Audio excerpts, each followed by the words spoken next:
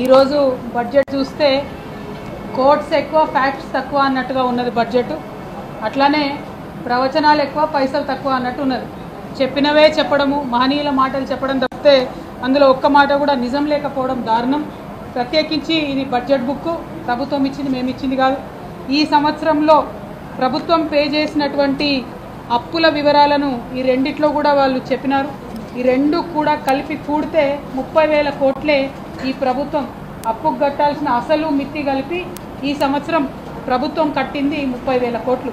కానీ ముఖ్యమంత్రి గారు సభలో నిలబడి మొత్తం 1,40,000 కోట్లు అప్పులకే కట్టినాం, ఇంకా అభివృద్ధి చేయడానికి ఏమాత్రం కూడా మా దగ్గర లేదని చెప్పింది. మరి వాళ్ళ బడ్జెట్ బుక్లనే ఈ సంవత్సరం కట్టింది 30,000 అని చెప్పింది.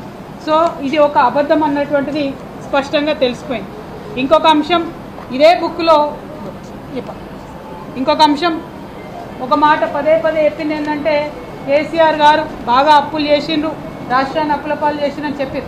ఆ అబద్ధం అని చెప్పి మేము పదే పదే నిరూపిస్తున్నాం. మళ్ళీ ఇది ఈరోజు ఇచ్చినటువంటి ఈ పుస్తకం ఇందులో వాళ్ళే నిరూపించుకుంటూ తెలంగాణ రాష్ట్రం ఏర్పడ్డప్పటి నుంచి ఈ రోజు వరకు జరిగినటువంటి అప్పు 4,37,000 కోట్లని మరి ప్రభుత్వమే ఇచ్చింది.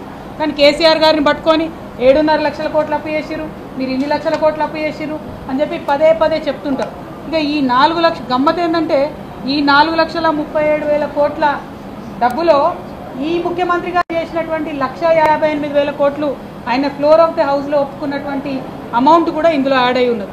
అంటే కేసీఆర్ గారు చేసినటువంటి అప్పు మీద వాళ్ళు తప్పుడు ప్రచారం చేసిందన్న విషయాన్ని ప్రభుత్వము మరి ఈ 2 పుస్తకాలలో కూడా ఈ బడ్జెట్లో రాసివ్వడం అన్నటువంటిది వాళ్ళ అసత్యాలను ఎండగట్టేటట్టుగా ఉన్నది. ఈ విషయం ప్రజలు గమనించాల్సిందిగా కోరుతా ఉన్నాం.